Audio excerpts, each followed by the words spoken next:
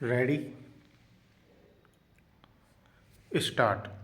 मृतक national law university Jodhpur में तृतीय वर्ष का 21 वर्षीय छात्र था जो याची का इकलौता पुत्र था। पूर्णविराम। दिनांक 13/8/2017 को शाम काल वह अपने हॉस्टल से लगभग 300 मीटर दूर एक रेस्टोरेंट में भोजन के लिए अपने मित्रगण के साथ गया था, किंतु अगले दिन प्रातःकाल 9 बजे उक्त रेस्टोरेंट के पीछे गुजरने वाले रेलवे ट्रैक पर उसका मृत शरीर पाया गया था। पूर्णविराम।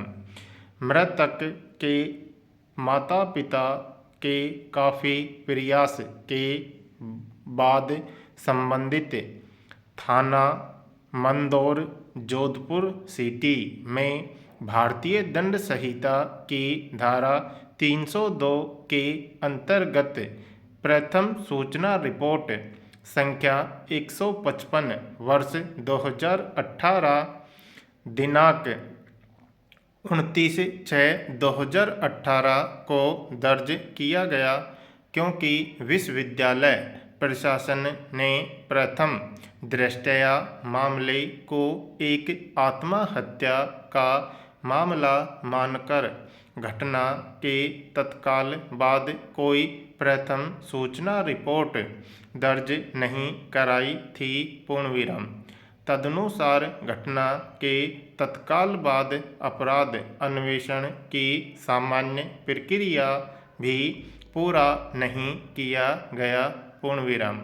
मृतक के शरीर पर पाए गए चोट मानव वध की ओर संकेत कर रहे थे। पूर्णविराम।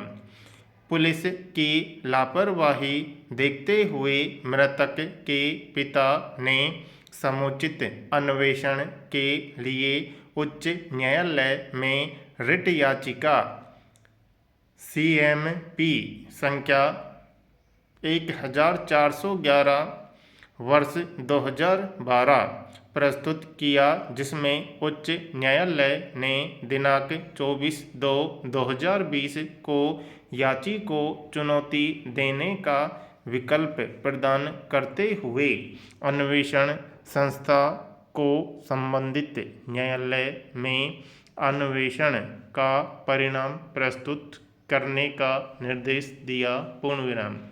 इस निर्देश के बाद भी पुलिस की निष्क्रियता से त्रस्त होकर याची ने यह रिट याचिका प्रस्तुत किया, जिस पर सुनवाई करते हुए उच्चतम न्यायालय की इस पीठ ने दिनांक 8/7/2020 को निर्देश दिया कि अन्वेषण संस्था 2 महीने के भीतर अन्वेषण पूरा करके अंतिम रिपोर्ट इस न्यायालय में प्रस्तुत करे। पूर्णविराम।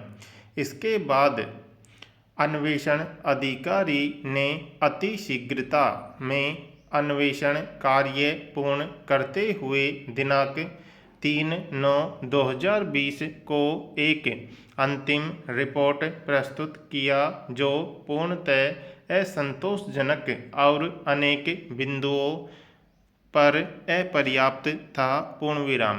उपर्युक्त पृष्ठभूमि में पक्षों को सुनने के बाद पूर्णपीठ ने निम्न निर्णय दिया।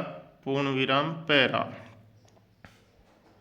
अपने आदेश दिनांक 8/7/2020 के अनुपालन में प्रस्तुत अंतिम रिपोर्ट दिनांक 3/9/2020 का हमने अवलोकन किया, जो यह स्वीकार करता है कि मृतक की मृत्यु एक आपराधिक मानव वध है, किंतु अपराधी कौन थे इसका कोई भी सूत्र नहीं है। पूर्णविराम।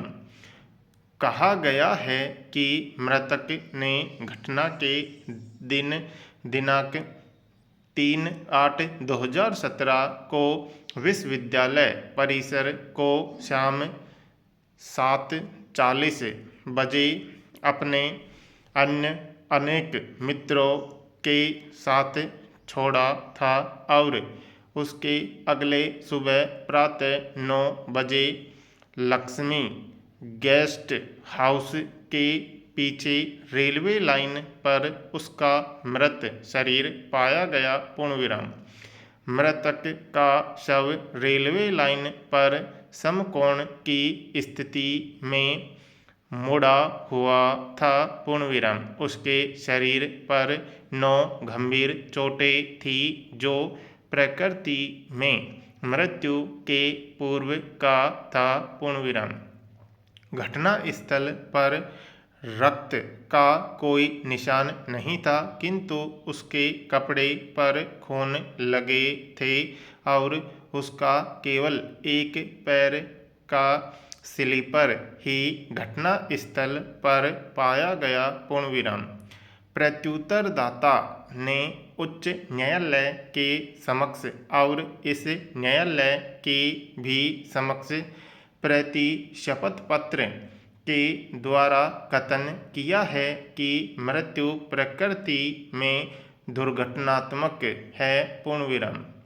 यदि इसे अंतिम रिपोर्ट के साथ देखा जाए तो यह उसके विपरीत कथन करता है। पूर्णविराम।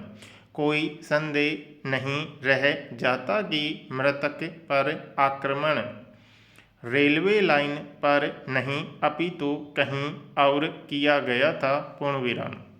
चूँकि अंतिम रिपोर्ट प्रस्तुत किया जा चुका है जिसे हम स्वीकार नहीं कर रहे हैं, मामले के तह में जाने के बजाय हम केवल उद्देश्यमूलक तथ्यों प्रश्नों पर विचार करेंगे जैसा कि याचिका में प्रार्थना किया गया है। पूर्णविराम।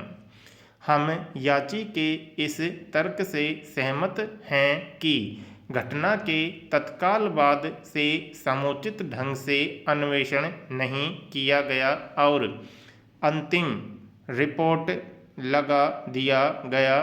पूर्णविराम। सामान्यतया जब कोई अन्वेषण पूरा हो जाता है तब दंड प्रक्रिया संहिता की धारा 173(2) के अंतर्गत पुलिस रिपोर्ट पेश किया जाता है। पूर्णविराम।